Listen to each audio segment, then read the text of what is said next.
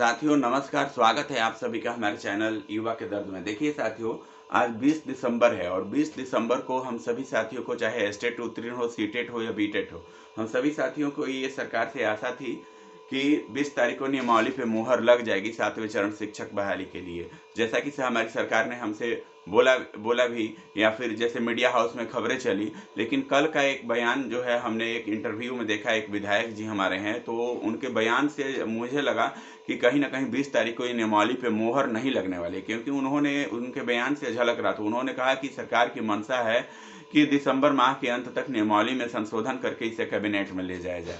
तो अब तो दिसंबर का अंत होने वाला है, अब कब संशोधन होगा और कब लगेगी मोहर। तो इस बात से मुझे लग रहा है कि कहीं ना कहीं आज जो है मोहर नहीं लगने वाली है, और अगर लग जाए तो हम सभी के लिए बेहतर है। देखिए, हमारे पास ना तो कोई सचिवालय का सूत्र है और ना ही पहले मैं सचिवालय जाता था, लेकिन अभी 10-12 दिन से मैं नहीं जा रहा हूँ। तो मैं अपने आकलन के आधार पे कह रहा हूँ, या कहीं शिक्षा मंत्री या किसी की कोई ऐसी मतलब सुगबुगाहट मुझे नहीं मिल रही, इस आधार पे मैं कह रहा हूँ कि अभी मुझे नहीं लग रहा है कि आज नियमावली पे मुहर लगने वाली है। अगर कोई यूट्यूब चैनल वाले आकर के, जैसा कि कल मैंने एक देखा कि यूट्यूब चैनल वाले जो हैं वो आकर के बड़ी कॉन्फिडेंस के साथ कह रहे हैं कि आज जो है 20 तारीख को नियमावली पे मुहर भी लग जाएगी और 4-5 दिन में विज्ञापन भी आ जाएगा। तो मैं उनसे पूछना चाहता हूँ कि आप नियमावली बनाते हैं क्या? हमें तो लग रहा है आप ही नियमावली बनाते हैं और आप ही को विज्ञापन लाना है।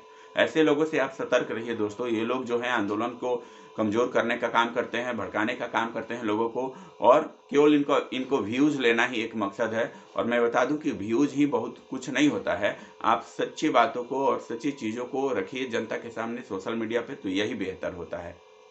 दूसरी बात मैं ये कह दूं कि सरकार, आप माने ना माने, 7वें चरण शिक्षक बहाली को चुनावी भेंट चढ़ा चुकी है, और सरकार जो है चाहती है कि 2024 का जो चुनाव हो, इसमें मैं इस मुद्दे के साथ जाऊं कि हम जो है 3 लाख शिक्षकों की नियुक्ति दे रहे हैं।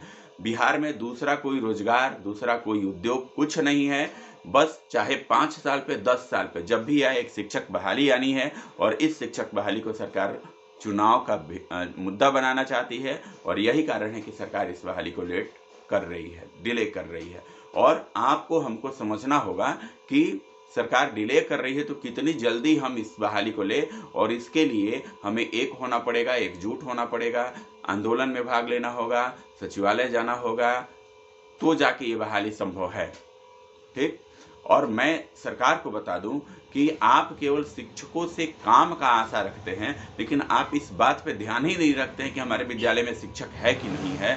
तो आप थोड़े अपने आंख की पट्टी को खोलिए, और दिमाग का जो ये बत्ती बंद है ना, इस बत्ती को खोलिए। कल मैंने एक आर्टिकल देखा कि उसमें छपा हुआ था कि हमारे बिहार में औरंगाबाद में कोई प्राथमिक विद्यालय है, जो विद्यालय अब विद्यालय नहीं रहा, तब क्या बोलते हैं उसको, तबीले में बदल गया। ठीक।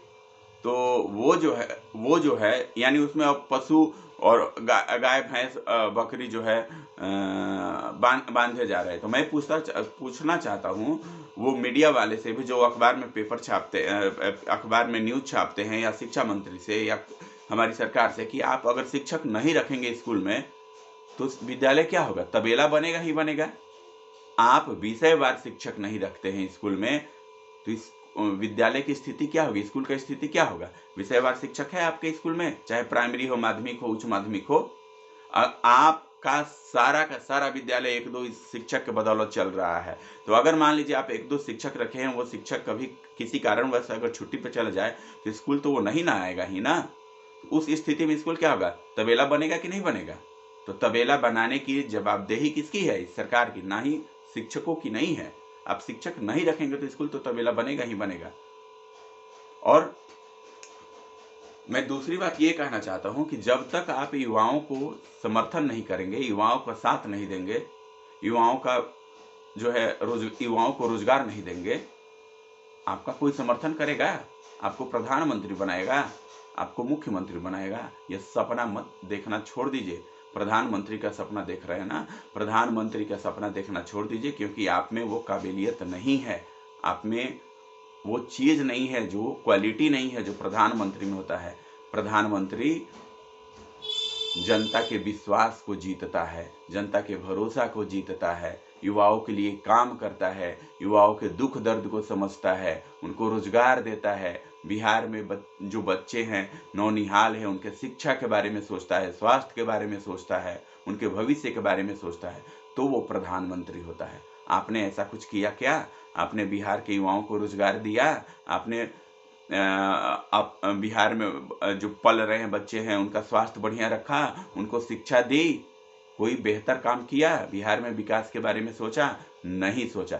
सबसे बड़ी बात कि बिहार के युवाओं को आप बर्बाद कर दिए, और इतना बर्बाद करने के बाद फिर आप प्रधानमंत्री का सपना पाले रखे हैं। बिहार को तो आप रसातल में ढकेल ही दिए, अब चाह रहे कि पूरा देश को हम रसातल में लेकर चले जाए। यही ना सपना है आपका? ये सपना कभी नहीं पूरा होगा। आपको बिहार की जनता तो नकार चुकी है, पूरा देश तो आपको पहचानता भी नहीं है, और बिहार की जनता तो नकार ही चुकी है आपको।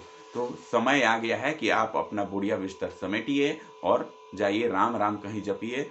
राजनीति में अब आने की आपकी कोई जरूरत नहीं है। और राजनीति में चाहे वो जो लोग मुख्यमंत्री का सपना पाल रखे हैं, उन लोगों को भी मैं कह दूं कि युवाओं को आपसे बड़ी उम्मीदें थी, लेकिन उस उम्मीद पे आप खरे नहीं उतरे।